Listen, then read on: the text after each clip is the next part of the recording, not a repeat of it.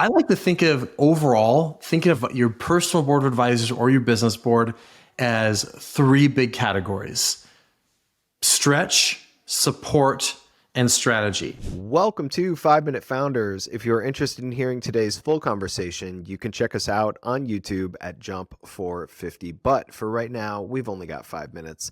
My guest today is a partner and strategic advisor at the Sage Group and the Chief Commercial Officer at Wild Leaders. Dr. Daniel Hallak, let's jump right in.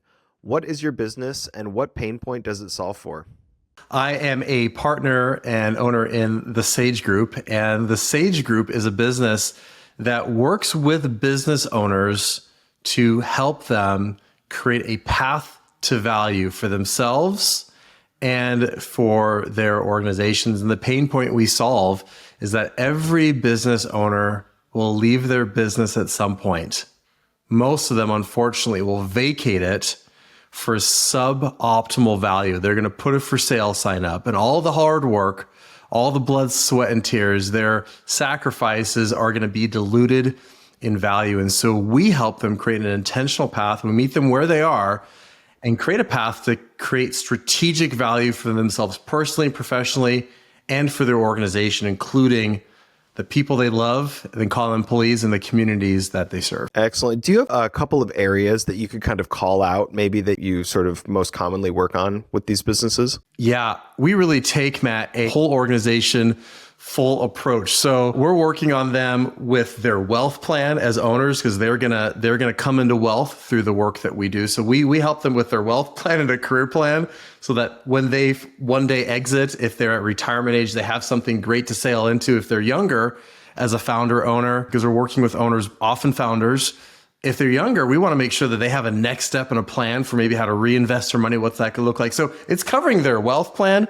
It's covering the strategy of the business and their strategic options, where they're going to be going and where they're going to be heading. We get our hands dirty too. We will get into the operations. We'll case the investor landscape. I mean, we are really doing, Matt, an end-to-end thing. And if they need an expertise or a domain that we don't provide ourselves, we've got a vetted network of folks that we'll pull in to provide that on a project basis for them. So I like to think about it like, if growing the value of their business needed a football team, we're going to be their head coach and quarterback. I wanted to talk a little bit about a leader building a board of advisors around them. I think that this is touches on a lot of the work that you do with the Sage Group. Yeah, just a couple of things here. How can a leader sort of best access or discover the holes in their personal board of advisors? Yeah, I love this question, Matt, because I've got a book that I'm nearly finished with on this entire subject.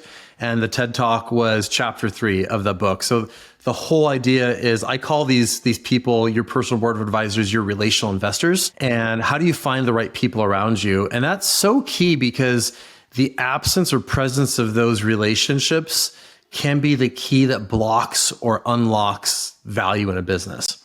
And so oftentimes we do come in as that starting point for that board with Sage, and then we bring people to them. But a lot of times that founder, again, they've taken action and they haven't quite gone to that awareness place of, who am I? What am I best at? Who do I need around me? When they start to ask those questions, they don't know what they don't know, and they don't know what they need. And so I like to think of overall, thinking of your personal board of advisors or your business board as three big categories: stretch, support, and strategy. Who are the people who are going to stretch you, challenge you, give you feedback, give you new perspective? It could be a different industry, different discipline, or just they've got a critical eye. Who are the people that are going to give you support? They're going to give you encouragement, mentoring, input. They're going to be there to remind you that, hey, keep pushing through. You got this, right? They're that person in your corner. And then who are the people who are there strategically for strategy, right? They could be somebody who opens up doors for you that you're trying to get through, kicks down doors that you couldn't get through, or creates a door that you never even knew existed. So those advocates are a big key piece as well. Or they're there to help you think strategically about what the future can be. So I might step back, and I will often have a leaders say, okay, stretch, support, and strategy, let's rate them 1 to 5. Who is on that list? and what's the strength of those relationships. And I'll usually note most leaders have a gap somewhere. They're like, man, I don't have anybody helping me strategically, or I've got a lot of that. I don't have anyone to support me and just remind me that I'm going to make it, which is common. Founders get lonely. So I would say that's a great place to start, is just looking at a high level and thinking, what do I have? What do I don't have? And how can I go grab it from the people I might already know?